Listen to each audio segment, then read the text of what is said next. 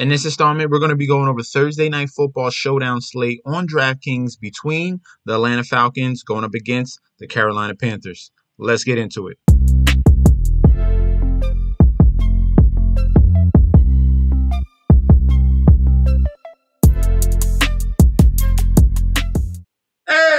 Welcome back to the channel. It's your boy Chef D, and I'm here to give you the winning ingredients for your Thursday Night Football Showdown slate on DraftKings between the Atlanta Falcons and the Carolina Panthers. But before I deep dive into that, don't forget to like, comment, and subscribe to the channel. Make sure you follow me on Instagram and Twitter at MetsNetShetsD, and don't forget about the TikTok at Chef_D91, and don't forget about the Patreon as well. All those links will be provided down below. You guys know the drill. The first thing we're going to get into will be the injury report. Let's look at both sides of the ball here, Panthers and the Falcons. Who's going to be in, who's going to be out. Right now, looking for the Panthers injury report. Justin Burris going through concussion protocol, so we're not sure about that on Wednesday. We're waiting on more news. Dante Jackson is fine. Chuba Hubbard looks like he's going to be joining alongside of Donta Foreman at that running back position, so that's going to be a boost for their offense. Frankie Louvu is fine. He's been an impact as an outside linebacker. Rashard Higgins has an illness. He most likely won't play. Laviska Shenault looks fine as the number 3 wide receiver. Burns is going to be huge. Derek Brown is going to be huge. They're going to be should be fine defensively. CJ Henderson looks like he's going to be fine as well. And that's pretty much all. Clean and clear for the Panthers. I'm liking what I'm seeing out of them. The question is, who's going to start at quarterback? So on the Atlanta Falcons side, we got Q tags. They didn't post their Tuesday practice, so maybe we might miss out on AJ Terrell. That's going to be a hit, and that's going to be a boost to DJ Moore if AJ Terrell is out. Other than that, it's pretty much a bunch of scraps, and Matt Hennessy is a backup center. Like, it doesn't matter here for the Atlanta Falcons. They look fine. The main injury there is AJ Terrell. So let's move on to the captains. The first guy we're going to talk about in this slate here between the Falcons and the Panthers. In division matchup here, they just faced each other a couple weeks ago, and that was without Cordarrelle Patterson. Now we get their number 1 running back in the offense. He went off last week against the Chargers with 2 touchdowns on 13 carries. Also got a reception as well. Let's look at fantasy points allowed to that running back position, where it's just one of the weaknesses of the Carolina Panthers. They've been very hot and cold on that defensive side of the ball. They can create turnovers as well, so that's going to be sneaky. We might get into that a little bit later. But the Panthers right now, if we look at from week 1 to now, they are 30th. And fantasy points allowed to running backs, and 30th in the red zone as well. They've been giving up 4.8 yards a carry and 115 yards total. So this is a top tier running offense here on the Falcons. And if they get things going with Patterson, with Algier and Huntley, then that can spell some trouble for the Carolina Panthers defense as well. If we just adjust that from week 5, I'm going to adjust it from week 4. Panthers are still bottom of the league. So that trend is clean and clear throughout. So Cordarrelle Patterson is going to be one of the top guys we're going to be looking at too at that captain position. Has a very good matchup in this game going against the Carolina Panthers. All right, number 2 who we're going to look at is Marcus Mariota, mainly because he can't create with his legs. He's not going to get a bunch of attempts. The question is how many touchdowns he's going to get, and how efficient he's going to be against the Carolina Panthers secondary. But if we're looking at fantasy points allowed to quarterbacks, Panthers have been solid. All right, they haven't been giving up that much. If we go to where they're at right now, they're 18th overall and 18th in the red zone. That's not their problem. Their Achilles heel is the run stopping. So Panthers giving up 240 yards and 1.3 touchdowns a game. So Mariota is going to have to come through with his legs, which he has done this season already. Against the 49ers, 24 fantasy points. Against Carolina, 24 fantasy points.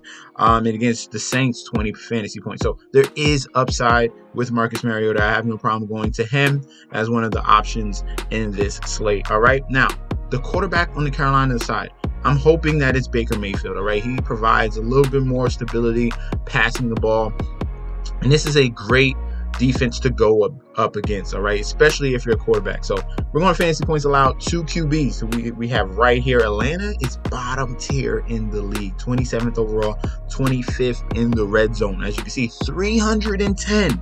That is league high. They're giving up 310 passing yards, 2 quarterbacks, 1.7 TDs. All right. Now, what we saw from Baker Mayfield coming in that second half of that game against the Cincinnati Bengals, Baker Mayfield drove down the field 3 times for 3 touchdowns. He only threw for 2, so we saw a good offensive clicking here with Baker Mayfield at the helm, and I'm hoping they go with him on Thursday. Not only is Baker Mayfield the better option, he is undefeated. Baker Mayfield is undefeated on games on Thursday, so he's 3-0. If he starts, he's most likely could be 4-0, right? Let's start the better guy, the guy that can stretch the field. I think he's acclimated. He has enough heat on his seat, and he's going to step up. So if they name Baker Mayfield the quarterback, I have no problem playing him in captain or at flex, all right? Let's go on to the other captain options. We got DJ Moore, the #1 wide receiver, all right?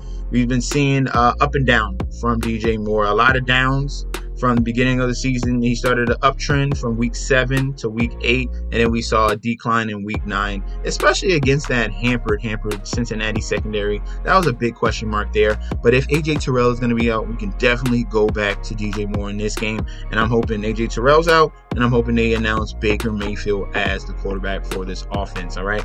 And if PJ Walker starts and he struggles, they're going to pull the plug very, very quickly. So DJ Moore is going to be the guy we're going to look at the captain position there. Let's move over to some other options at the captain. Number 5th option here is going to be Terrace Marshall. Terrace Marshall Jr. is coming to his own. He's finally growing from LSU. He had a lot of upside coming in, but it's just been capped in this offense, and now he's showing some signs. Week 8, we saw 4 for 87 in that game, 12 fantasy points. And then against the Bengals, he was the guy that was the #1 wide receiver. 3 receptions, 53 yards, and a touchdown. So that was a bright spot to see DJ Moore and Terrace Marshall getting things going with Baker Mayfield. So I'm hoping they start him so they can lock these wide receivers that have some upside. So Terrace Marshall is one that we're looking for. And the next wide receiver we're going to go to, the last but not least for the captain position, will be Drake London. All right. The problem here with this offense, or any pass catcher, I might want to pull down Drake London and Kyle Pitts to the flex position because there's not enough passing in this offense. There's not enough attempts. You're spreading the ball to a myriad of guys here, but mainly no-namers, and you're running the ball at a very, very high rate. It's the #1 running efficiency team here in the league between them and the Baltimore Ravens, all right? No other teams run as much as the Falcons and as the Baltimore Ravens, okay? So Drake London is very capped. He needs to get in the end zone for him to have upside, all right? 3, 4, 5 targets is not enough because he's not catching all of those targets, right? #1, you don't have a great quarterback. All right, Marcus Mariota is barely a starting quarterback. And #2, there's not enough passing. All right, even in game scripts where they're down, they still run the football. So definitely watch out. This is a risky play here if you put him at captain, but it has upside because he could go up, but it's just not enough volume. We want volume here at that captain position unless you get lucky and you get a guy that just has a career day. Mainly we want dudes that are getting multiple touches, double-digit touches. That's what we want. Or we get a quarterback that just goes off and runs a lot. He has upside there in Marcus Mariota. So these are going to be captains. Let's move over to the flex plays. Flex ops is what I call it. And the first one we're going to talk about, there's a ton of guys here just because there's a lot of mid-range dudes that could pop off. The first one we're going to talk about is Donta Foreman, all right? We just checked that injury report. Chuba Hubbard is going to be back. So they're going to be splitting carries here. And the last time they split carries, I believe it was week 7 against Tampa Bay. And it was Donta Foreman had the better day, but both finished over double-digit fantasy points. So Donta Foreman's at 19.5. The last time it was Chuba and Foreman as the running backs. He struggled last week against Cincinnati, but I think he's going to bounce back in this game.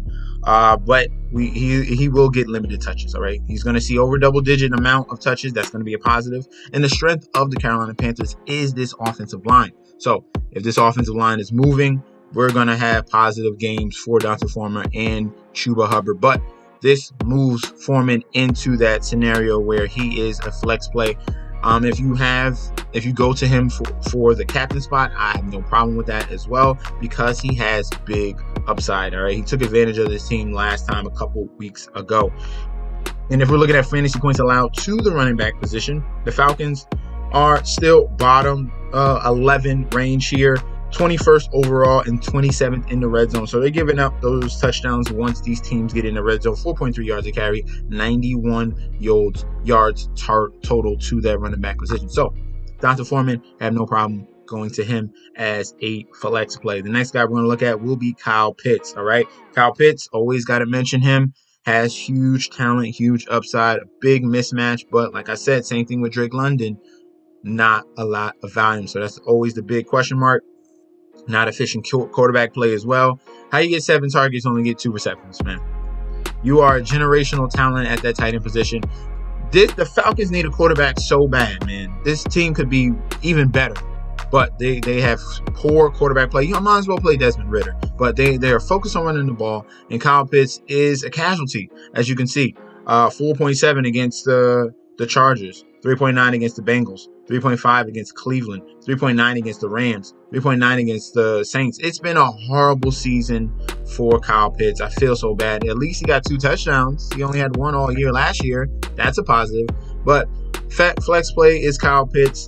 Just not enough volume in this offense, all right? The guy that's going to get volume in this offense will be Tyler Algier. CPAT is the number 1. Number 2 will be Tyler Algier. He's going to get double-digit touches as well alongside of CPAT. So CPAT mainly going to be in that red zone and some plays throughout the 20 to 20 range. And then they're also going to stick carries with Tyler Algier and Caleb Huntley. So Algier came through despite the fact that CPAT was back. He was very, very efficient, 99 yards on 10 rushes. Also came through with 1 reception for 24 yards. He's been looking really, really explosive. If he just had the backfield to himself, I promise you he'd have multiple 100-yard rushing games, especially behind this offensive line, and especially the fact that they run the ball so much. So Tyler Algier has upside as a flex play going up against a poor Carolina run defense. All right, Derek Brown being back is going to be pretty huge in this game as well. We need a healthy Derek Brown down there stopping the run. Another flex play we're going to look at will be Chuba Hubbard. All right, like I said, in that Tampa Bay game, both of these guys were super efficient. Chuba was 9 for 63, 17-yard long, and a touchdown. Caught 2 balls for 10 yards as well. So they're going to be splitting carries in this offense. He's back. He's fine. Getting in full practices, that's always a positive sign. And now going up against Atlanta, that's going to provide some upside for the Carolina Panthers to really stick it to Atlanta Falcons. This is an in-division matchup. They do not want to go 0-2 to this team in 1 year, right? So they're going to be fighting and scratching and clawing. Chuba Hubbard has some upside as a flex play, all right? Let's see if we can find some more gems down here. Olamide Zaccheaus, I mainly want to stay away from wide receivers in the Falcons.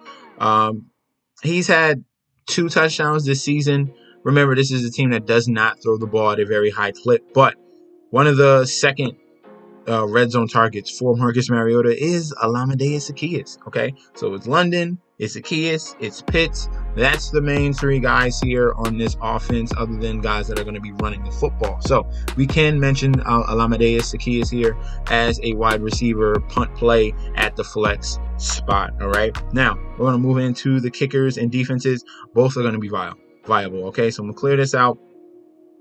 We're going to look towards the Falcons defense. Just in case it's PJ Walker and he struggles, just in case it may be a poor Baker Mayfield game.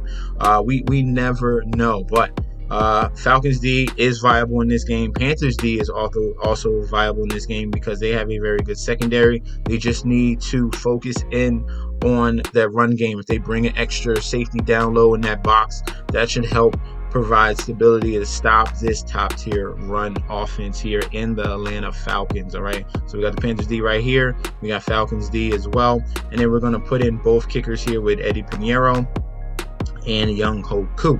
All right, so we got 2 struggling offenses. The fact that this game is going to be slowed down with Atlanta's slow offense because they take their time down the field, it's going to lean more towards an under. It's going to lean more towards a defensive matchup and kickers as well if you don't see a lot of points scored. So I have no problem going with kickers and defense on both sides of the ball. Let's see if we have another gem here. Atlanta, I want to stay away from him. We don't have to go to him.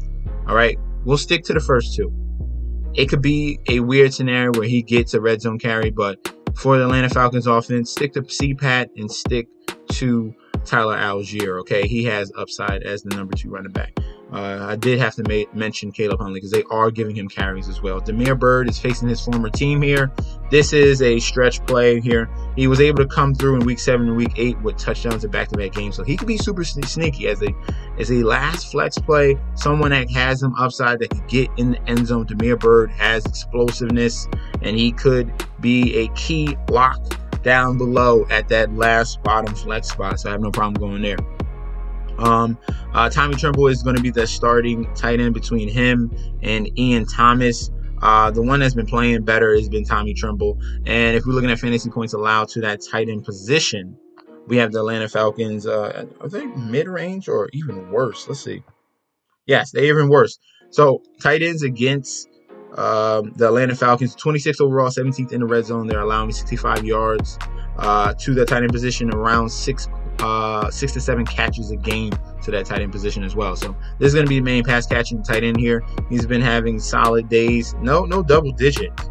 Have we seen double digits yet this year? No. Well, we've been seeing 8.1 and 9.9 against Tampa Bay. So he's getting some targets, getting some looks. Maybe he might emerge as the clear-cut number 1 tight end by the end of the season. So we're going to mention Tommy Tremble as a punt play at 3,200. So I have no problem going there.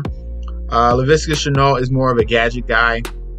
He could easily break a touchdown as well. Has some explosiveness. We saw him against the Saints with 2 for 90. We saw him against Atlanta, 5 for 26. He was able to be efficient there as well. He's another qualified punt play between him, Byrd, Tommy Tremble. These are last-ditch effort guys.